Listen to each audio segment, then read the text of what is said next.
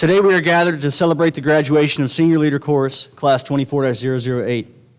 For the past 3 weeks, these NCOs have put into practice leadership skills such as counseling, mentoring, Army writing, critical thinking, along with problem solving, to give them the critical foundational education to serve as effective leaders in the National Guard recruiting and retention battalions across the 54 states and territories. The guest speaker for today's ceremony is Sergeant Major Thomas Ferrara. Sergeant Major Ferrara began his military career in October of 1994 when he enlisted in the United States Marine Corps. After 4 years of active duty service, he joined the South Carolina Army National Guard in July of 1999 as a 51 Mike with the 264th Engineer Detachment in Allendale. The scope of his 24 years in the Army National Guard focused on the strength maintenance enterprise with assignments as a recruiting and retention non-commissioned officer, instructor writer, battalion operations NCO, state retention NCO, recruiting and retention section chief, and first sergeant. In November of 2015, he was selected for a broadening assignment as the first sergeant for the 61st Civil Support Team in North Little Rock, Arkansas. Upon completion of over 700 hours of position-specific training, he supported multiple national-level events, including the 2016 Democratic National Convention and the 2017 Hurricane Harvey emergency response, in concert with federal, state, and local authorities.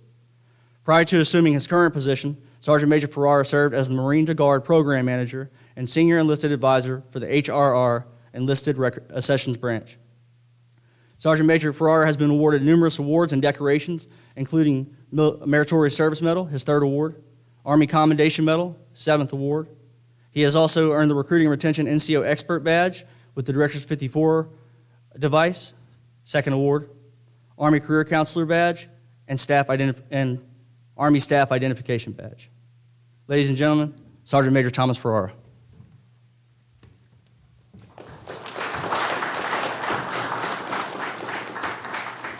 Good morning, and I'd like to extend a welcome and thanks for attending to Colonel Cherry, CSM Snow, Colonel Ferguson, the rest of the friends and staff that are here, as well as those leaders, family, and friends are at home, and most importantly, the graduates of SLC.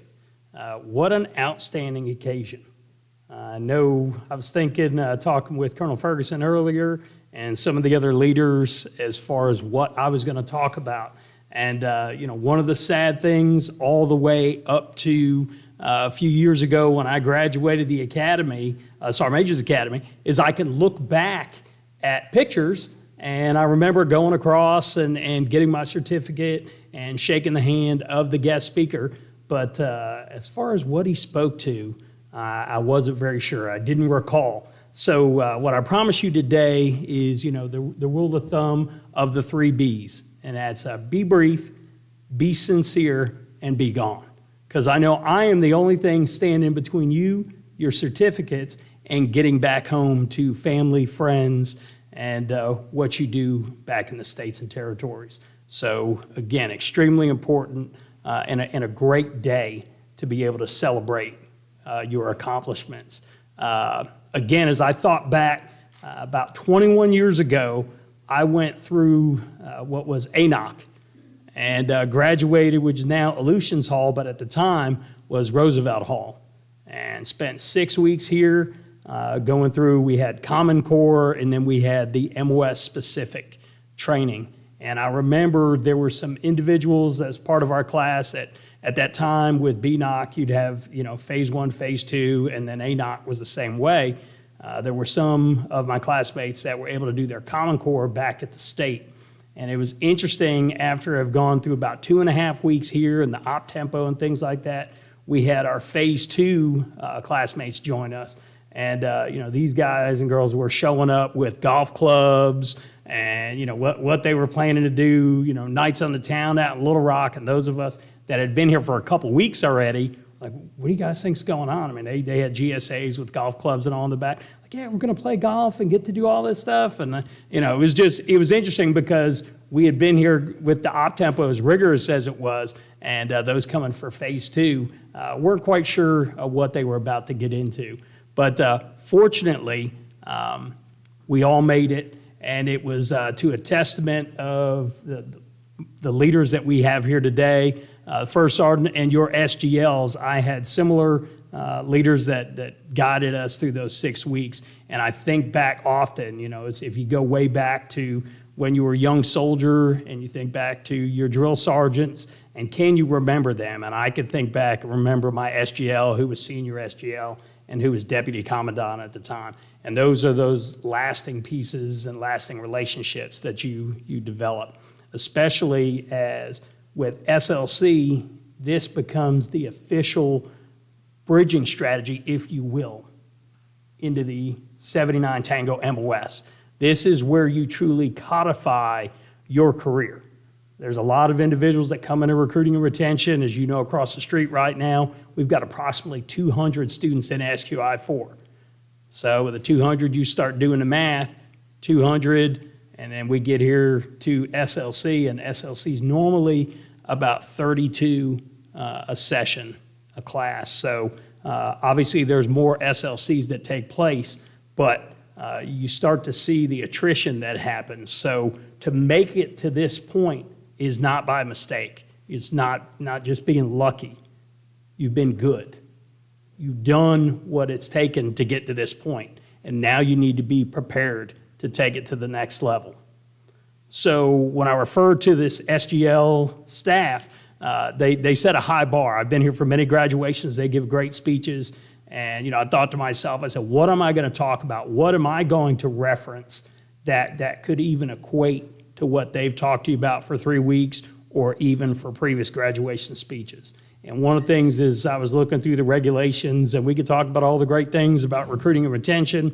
We could talk about how the Army National Guard, it's a great time. We're at the precipice of success. I looked at numbers this morning on our sessions mission. Overall, we are just shy of 99% of mission, and that's an outstanding accomplishment and what everybody has put forth effort-wise, and goes to show that the Guard's doing the right things. So we could talk about the things, last weekend we had information come out right before a drill weekend that retention bonuses were being suspended.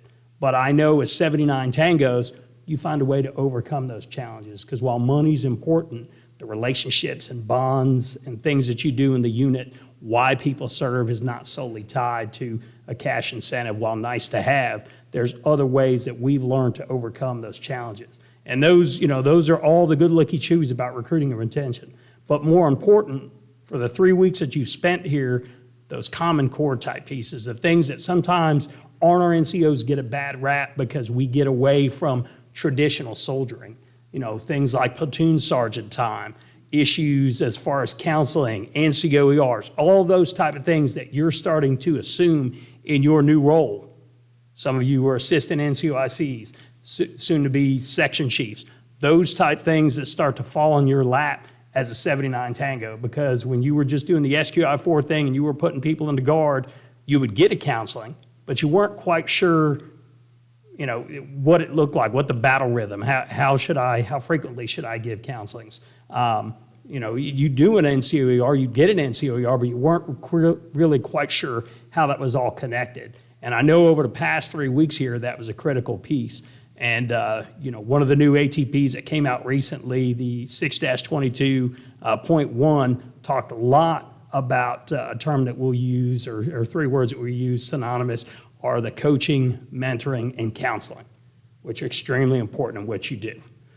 When I meet with SQI4 when they show up on the ground, we talk to them about the instructor staff. And one of the things my predecessor shared with me, and when I was here as an instructor years ago, he would tell the students that the instructors are not your buddies, they're not your pals, they're not your friends. They're your coaches, mentors, and counselors. And the same thing goes for you back in your states and territories. And the things that when you dig into that ATP that talk about counseling, when does counseling occur? Why does it occur? It's not always a bad thing. You should be sitting down and doing counseling, career counseling. When you assume a position, you're assuming a new role when you get back to your state. You get promoted to E7 if you're not already. That should come with a counseling for expectations. But a lot of times we label counselings for something that somebody did wrong. Talk about coaching. Coaching is extremely important. We have staff members here with SMTB in the academy that went through the Army coaching program, and actually are experts in that field. But basically, looking into that ATP and understanding that coaching is part of the process to help someone find their own solutions, not to tell them what to do, not to tell them how to do it, but more importantly, to guide them in an open-ended conversation and discussion to lead them to their own success and make them get that win.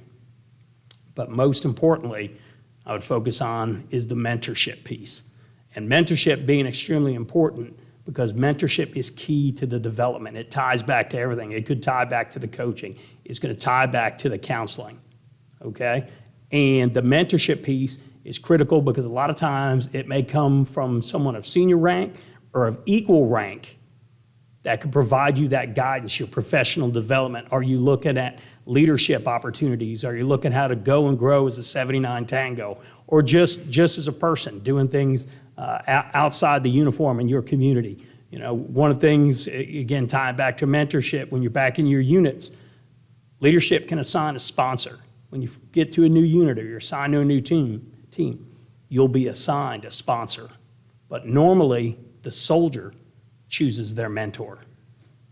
And a lot of times, it's not just one. I can think throughout my many-year career, many mentors I've had along the way. So understand, as you move forward, you are now a mentor for others, but you will still continue to seek mentorship. And that is extremely important in your role as you move forward as a 79 Tango, and more importantly, as an NCO. I promised you I'd be short. Again, I know what I stand between. So congratulations, Godspeed, travel home safely. Appreciate everything that you do. Great job, SLC.